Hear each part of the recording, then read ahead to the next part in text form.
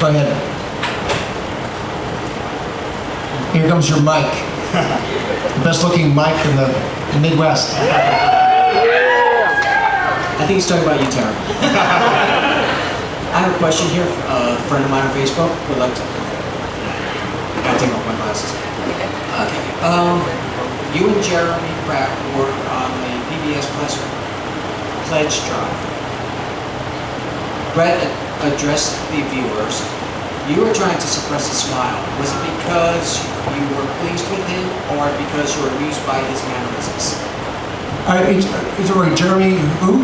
Jeremy Pratt? Yes. He's a funny guy. I was just completely, I think he's great. Oh, okay. Yeah, so I was just amused, I think is the word. Okay. Yeah. And final question. One of my favorite episodes is when you made a clone out of Superman. Yeah. That must have been fun for you and Dean Cain to be totally off character and messing around. Was it hard to say those lines straight-faced? Or what was the behind-the-scenes comedy like trying to do those scenes? See, the great thing about, again, sorry, I've developed allergies to work. The great thing about Deborah and her team of writers in those days, and Leslie Moonves was the president of Warner Brothers in those days, and Leslie Moonves is now the head of CBS, and Leslie Moonves was the sort of genius who supervised Lois and Clark during its years and made sure, so I have to give credit to where it belongs. But, they would write stuff like that for us to do. And that would be really fun. So rather than just having to always play it straight, we could play it, different versions of ourselves. Like when I cloned Terry Hatcher, she had to play she would be herself Terry Hatcher as Lois Lane, but then she was that total bitch that I created that tormented me, right? But because Terry's a really good actor, she could really do that and have fun with it. And because Dean is a really good actor, he could play both sides of it, so you'd see the earnest sort of Clark Kent expecting to have Terry come home or Lois come home the way she normally did, but then what is wrong with this woman who is tormenting me, and so he played that really well. And it was part of Deborah Joy Levine's genius, I think, to mix romantic comedy in with action. There had never been a Lois and Clark version, although even if you look back at the original Superman, there was a certain sexual tension, right? And there was a little romantic comedy there, and I think what she did, because she was a big fan of the original, with Steve Reeves, George Reeves, that she took some of that and she expanded upon it to make it even more romantic, comic-like, so that during those scenes the audience would have a respite from the action scenes and the bad guy stuff. Another question for anybody? Yes, sir. Yeah, go ahead. Ma'am. Sir. Sorry. Ma'am. I can't believe I'm going to ask this of Lex Luthor, but you're so gosh darn charming. May I give you a hug? You betcha.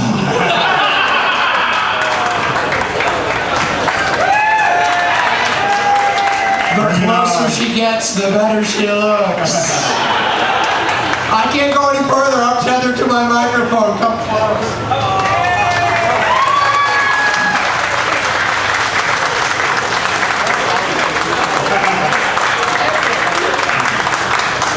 Ladies and gentlemen, the next Mrs. Lex Luthor!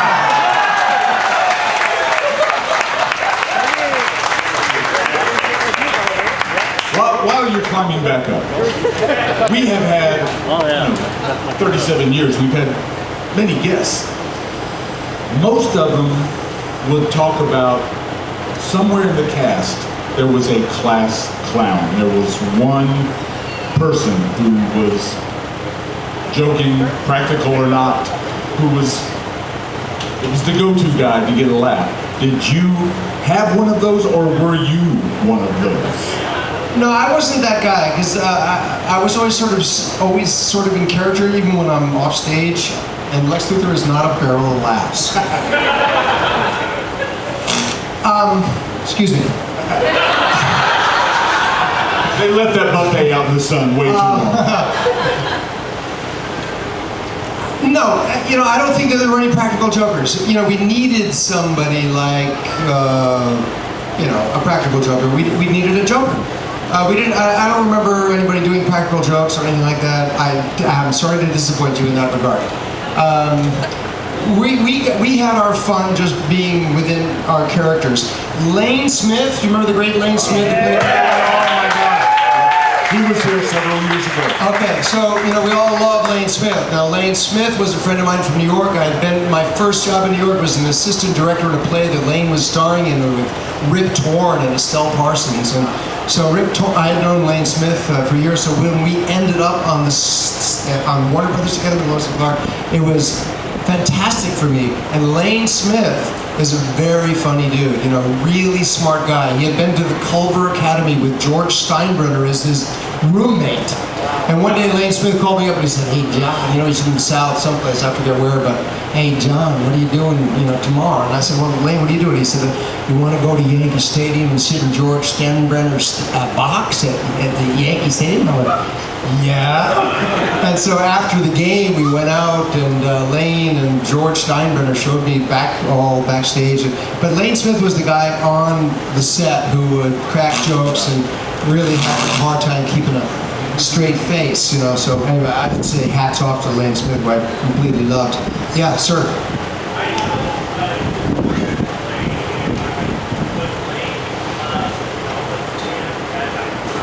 Yeah. I think he brought that to the character. Remember, again, the great thing about Deborah Joy Levine is that she wanted to know about you as a person and what you could bring to the character, not only what the character could bring to you. And so Lane, I think, was from Memphis, Tennessee, someplace like that, and then I think that he brought some of that Elvis stuff to the character.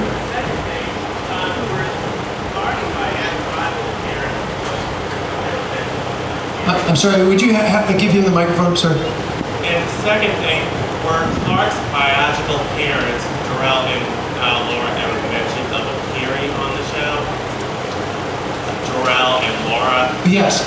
Were they ever mentioned about appearing on the show? No, I don't think so. Were they? Because I know they were mentioned in the show, and when they found this first time, in the very first season. Yes. When they were where he was from. Yes. What's that? David Warner was in the hologram. Okay. David, my allergy. David Warner, the great English actor, famous for playing many films and Hamlet on the West End. We asked to play Jor-El. Is that right? I forget this detail. And he did it in a hologram that appeared. And David Warner and I had done a film together years before called Hitler's SS. The English actor Bill Nye was playing my brother, and David Warner was playing one of the heads of the Nazi party. David Warner was one of the great bad guys of all time, but he could also be a hero as he was as Jor-El. Yes, sir, in the way back. Well, while she's moving back there, you have worked with young actors. You help train, don't you? Unless I misread something, but could you tell us about where you work with these young actors and the process behind that? Okay, so I'll just tell you a little bit about my current work, because, sorry, we'll hold that question just for a second, but to answer Doug's question. So one of the things, I live out in Nantucket Island. If you ever come to Nantucket, hopefully you'll come see the theater that I am the artistic director of. I grew up in the theater in New York before I started making films and movies, and so, and it's where I started as a young actor to get my feet on the ground. And so years later, they asked me to become the artistic director of that theater, 40 years later. So that's one of the things I do now. And we have a company of actors, young actors, really from all over the world. Some of them are in college. They come from Los Angeles, New York, from London, and wherever. And they end up on Nantucket. They're working for the summer. They're trying to make money. They're going to college, or they're going to film school or acting school, whatever they're in. And so I bring them into the theater and try to give them jobs in small parts, and then foster their talents as the years go by. Now this is my 6th or 7th year doing that, and so I've seen already how they blossom given the opportunity to work. And so, the only thing I want to say to any of you who may be interested in acting is that you don't live on Nantucket, but you live somewhere where maybe there's a community theater, or there's a small repertory theater. And so the way to get in, particularly if you're a young person, but it doesn't matter. Remember, Gene Hackman didn't do his first film until he was 40 years old. He had been a member of doing plays and things like that, but it was 40 when he did Bonnie and Clyde. And then after, for the next 25 years, he did films. So it's not like it's too late. And so there may be a theater somewhere near you that you could go volunteer, do readings, hang out, get to know the people. Maybe they do a big Christmas show and you're the perfect guy to play, you know, whatever, Scrooge. Or maybe you got a singing voice that you never really had a chance to try out. I would go to that local theater and give it a shot. Because even though you may not end up in the movies or in television, at least you're expressing that creative part of yourself. And that's one of the things that I actually really still love to do. Thanks for asking, Doug. And then that's more like pro bono work for me. To make a living right now, what I'm doing is two things. I'm also a writer and a director, so I just wrote and directed a film, and I'll just tell you about that because it's going to be coming out this year. It stars, it's called Grey Lady. It is a thriller and a romantic thriller set on Nantucket in the off-season. There's never been a major feature film shot there, so we're the first film ever shot there. And because I lived there, I was able to gather together members from this company and write parts for them and put them in the film. And then I put together a big professional crew from Los Angeles and from Boston. We shot the film this past spring. Spent last summer editing it, and now the film is done. And we are now going to have a little screening at the Nantucket Film Festival and then open it slowly in the course of the year. It stars Eric Dane. Eric Dane was in The Grey's Anatomy and is starring now in The Last Ship for TNT. And Natalie Z and Amy Madigan. Anybody know Amy Madigan? Who won the Academy Award, right, for Field of Dreams. Married to Ed Harris, and she's great. So anyway, hopefully you'll like this film. Grey Lady, thriller, due out probably at the end of this year, beginning of next year. And then the other thing that I'm doing that'll be more immediate for you to see is a television series that I'm currently shooting right now in Los Angeles, and it's called Agent X. Agent X. Not to be confused with Mutant X, which some of you may know. I did it strangely. Yeah, thank you, buddy. Mutant X was a series for Warner Brothers and Marvel Comics that I did in Toronto that we did for 3 seasons, and it was the X-Men mythology as a television series before the films were made. And then we rebooted that and helped inspire the films, and the films were awesome. But we had our own fun with that. This is called Agent X, and it is an action-adventure political thriller set behind the scenes in Washington, D.C.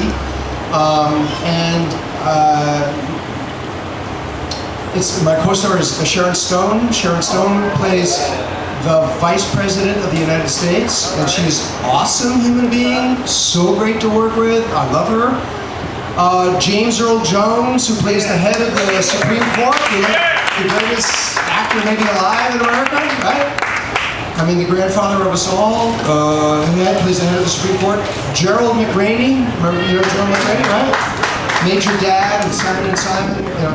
And so this series answers the burning question: what does the Vice President do? And the answer is, the Vice President runs a kind of secret black ops army with soldiers called Agent X in it, and they help defend the Constitution against all enemies. I play the President of the United States. Finally, Lex Luthor becomes president. So anyway, that's what's going on. So Agent X and Grey Lady, and that theater on Nantucket. Let's go to your question. Okay, before we get to that, Yeah. Mr. Shea has other obligations, so this next question is going to have to be the last question, so don't suck.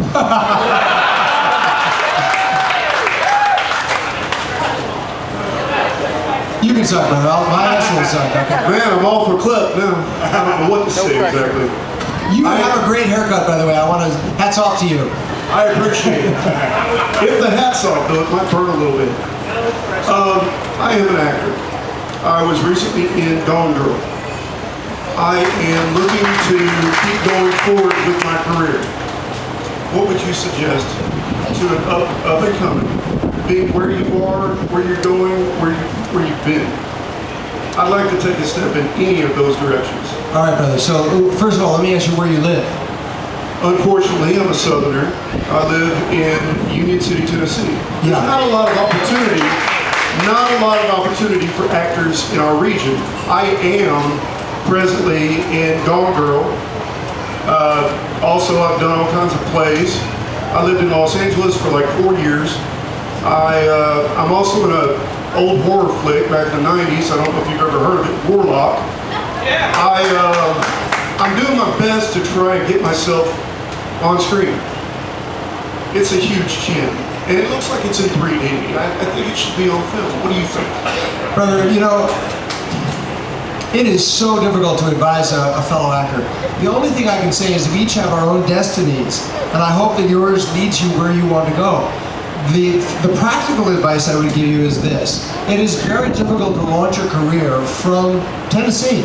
It is easy to be living in Tennessee after you've established yourself, because these days with the modern communication technology, you can sort of live anywhere and fly in for a job, but you need an agent or somebody in LA already to make the call to you in Tennessee and say, hey, come on in for a meeting, come on, in addition to either in LA or to New York. So for me, as a young actor, and I think this is still true, all roads either led to New York, which is where they led me, where I started, you know, for 25 years I lived in Manhattan, or they led to Los Angeles.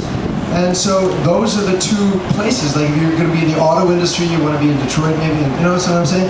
So you might have to, you lived in LA for 4 years, but maybe those 4 years were not the years, you know, I'm sure you learned a lot and stuff, but maybe you need to go back to LA at some point and invest a certain amount of time. I don't know if you have the kind of job that you can just leave to go off and take a leave of absence for, you know, a couple of months, but also it takes time to penetrate. It's like a fortress. Like they don't want you in, you know, there's already too many actors. There's like 20, 30, 40,000 people flying in from all over the world all the time. So you have to, you're a big, strong guy. You have to, you know what I mean, break through and persevere. You know, the Chinese say perseverance furthers. And the old timers like Eli Wallach and guys that I would work with, Betty Davis I work with, they would just say to me, John, don't get off the bus. Don't get off the bus. Because if you stay on the bus, no matter what you do, I don't care if you're a farmer, if you're got a clothing store, if you're an inventor or you're an actor, you just have to persevere constantly. Now your dream of supporting yourself fully, financially, and a family, doing this stuff may not come wholly true, but maybe you'll find enough work to satisfy that part of your soul that is an artist. And for that, I pray for you, brother, all right? Thank you. All right, let's make some Illinois for the next leader, Mr. John Shea. Thank you. Thank you to everybody here in Metropolis who made this happen. Thank you. Thank you for coming out. Thank you, Doug. Something special for you. Okay, go ahead. All right. You're going to love this because we know how much you love Superman. Okay. When you come to Metropolis as a special guest, and you are special, we have an award we'd like to give you. And it is the Superman of Metropolis Award. So, John Shea. Oh, thank you, girl.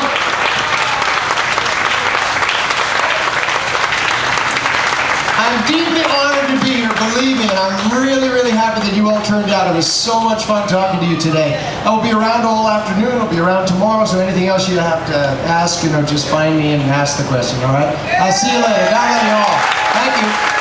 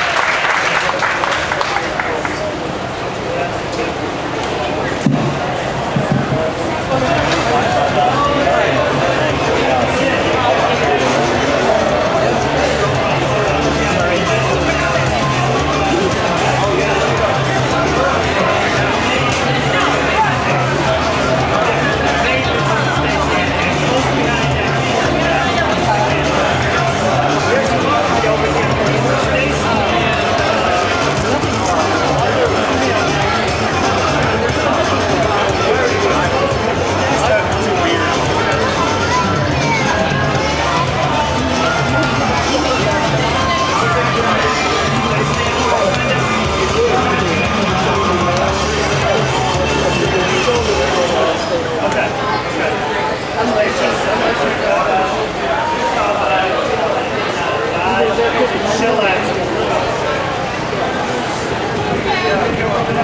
out.